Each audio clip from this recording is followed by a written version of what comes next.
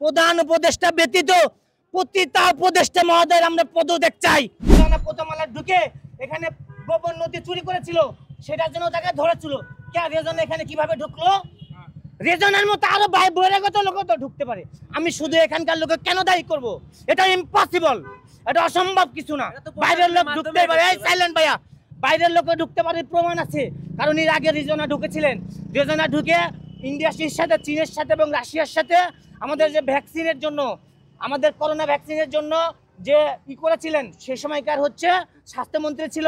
স্বাস্থ্যমন্ত্রী সেই সময়কার নামটা ভুলে গেলাম। সেই স্বাস্থ্যমন্ত্রী বলেছিলেন যে হচ্ছে যে আমাদের দেশে আমরা রাশিয়া এবং চীনের সাথে যে ভ্যাকসিনের চুক্তি করেছি, এই চুক্তির নথিটা যারা চুরি করেছিলেন। তাহলে একটা সচিবালয়ে প্রথম আলোর সাংবাদিক কিভাবে ঢুকলো? একটা সচিবালয়ের মতো এত সিকিউরিটি জায়গাতে কেন ঢুকলো তিনি? তার মানে যে এখানে বহিরাগত লোক ঢুকবে না এমন না। এবং আমি সচিবালয় দেখে আসছি, সচিবালয়ের লোক শুধু পদবি নিয়ে ব্যস্ত আছেন। আমরা গত পরশু দেখলাম, তারা বললেন কি যে আমরা এই কমিশন মানি না। জনপ্রশাসনের যে কমিশন করেছে, সংস্কার কমিশন, আমরা মানে কেন মানবেন না? কেন মানবেন না? আপনি মানবেন না কেন? এখানে ম্যাক্সিমাম লোকে তার পদবি নিয়ে ব্যস্ত আছে। এইখানের মধ্যে তারা দেশ প্রেম খালি মুখে বলি করে, কিন্তু বাস্তব 1% নাই। আমরা আরো বিরোধী দলগুলোকে বলবো, আরো অন্যান্য দল সম্মুখে বলি, 5 আগস্টের পরে দেশ চলে যাওয়ার পরে এই আন্দোলনে রিক্সা চালক থেকে শুরু করে ভিক্ষুক পর্যন্ত, মেথর পর্যন্ত, কৃষক পর্যন্ত, ছাত্র পর্যন্ত, দল অদল নির্বিশেষে প্রত্যেকের অবদান আছে। এটা আমি একজন মাস্টার্স পার বেকার রিক্সা চালাই। আমাকে যদি প্রমাণ হিসেবে জানতে চান, আমার গ্যারেজে যাবেন, আপনি দেখবেন আমি প্রতিদিন 3টার পরে থেকে রিক্সা চালাই। কিন্তু তারপরেও করে ভিক্ষা করি না। অনার্স মাস্টার্স করেছি রাজশাহী বিশ্ববিদ্যালয় থেকে। আমি তারপরেও কোনোদিন কারো বাটপারি করি না, দলও করি না, আমি কাজ করে খাই। এটা আমার এখানে বলার জায়গা না। কিন্তু আমরা দেখেছি 5 আগস্টের পরে আমরা সব দলকেই দেখছি, ম্যাক্সিমাম দল চায়ের দোকান থেকে শুরু করে প্রতিটা জায়গায় বিএনপির পাশাপাশি আওয়ামী লীগ বসে থাকে।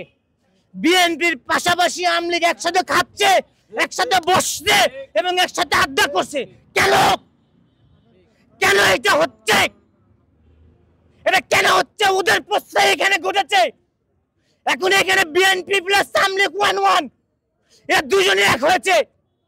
এদের প্রশ্রয় আওয়ামী লীগ প্রত্যেকটা জায়গায় বিভিন্ন দুর্ঘটনা ঘটাচ্ছে।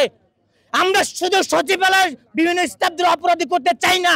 এখানে যদি বিএনপি স্ট্রং থাকতো, সচিবালয় তো দূরের কথায়, ইউনিয়ন পরিষদ পর্যন্ত আওয়ামী লীগ চেহারা দেখাতে পারতো না। বিএনপি প্রশ্রয় দিচ্ছে বিদায় আওয়ামী লীগ গর্ত থেকে বের হয়ে আসছে। আওয়ামী লীগ গর্ত থেকে বের এসে রাস্তাঘাট, দোকানপাট, সচিবালয় পর্যন্ত তারা অ্যাটাক করছে। আমি কেন সচিবালয় শুধু দায়ী করব? সচিবালয়ের জীবনও চেহারা দেখাতে পারতো না। পুলিশ কিভাবে সচিবালয়ের সামনে আসে? এত বড় দুর্ঘটনা করার পরে দেখেন এখানে আড্ডা করছে। পুলিশ কিভাবে এত বড় অ্যাক্সিডেন্ট, আমাদের দেশের মেরুদণ্ড আগুন দিচ্ছে, আমরা কাঁদছি আর পুলিশ আসছে। কেন এটা হয়? দুঃখ লাগে না কেন? এটা আমাদের দেশের 20 কোটি মানুষের গায়ে আগুন দেওয়া। আপনি মনে করছেন যে মানুষের আগুন দিয়ে মানুষের গায়ে আগুন দিচ্ছে? সুতরাং আমি বলবো, আমাদের এই উপদেষ্টা মহোদয়, প্রধান উপদেষ্টা ব্যতীত প্রতিটা উপদেষ্টা মহোদয়ের আমরা পদত্যাগ চাই। প্রধান উপদেষ্টা ব্যতীত আমরা প্রতিটা উপদেষ্টার পদত্যাগ চাই এবং 24 ঘন্টা প্রত্যেকটা উপদেষ্টার পদত্যাগ করতে হবে।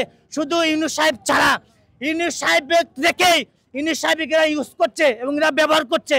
ইউনূস সাহেব ব্যবহার করে আমরা দেখেছি সাংবাদিক ইলিয়াস বিভিন্ন তথ্য দিয়েছে, কিন্তু উনার তথ্য খণ্ডন করা আমাদের আইনমন্ত্রীর হয়নি। আইনমন্ত্রী কিন্তু খণ্ডন করতে পারেনি। আইনমন্ত্রী বলেছেন কি যে আমরা যদি উনাকে জাতির পিতা করে দিই তাহলে সব ঠিক হয়ে যাবে। আমরা বুঝি এটা কি ধরনের উস্কানিমূলক কথা, আমরা জানি এটা কি ধরনের উস্কানিমূলক কথা। আপনি পদত্যাগ করেন এবং প্রধান উপদেষ্টা রেখে আমরা আবার ছাত্ররা কারোর সাথে আলোচনা নয়, কোনো আলোচনা নয়, আমরা আবার ছাত্ররা শাহবাগে বসবো। শাহবাগে বসে শাহবাগ থেকে আমরা প্রধান উপদেষ্টাকে সঙ্গে রেখে বাকি উপদেষ্টা ছাত্ররা সিলেক্ট করবে। কোনো সচিব নয়, কোনো প্রশাসন নয়, কেউ নয়। ছাত্ররা আবার গণ আন্দোলন করে আবার এক জায়গায় হয়ে ছাত্ররা এবার উপদেষ্টা মহোদয় সিলেক্ট করবেন।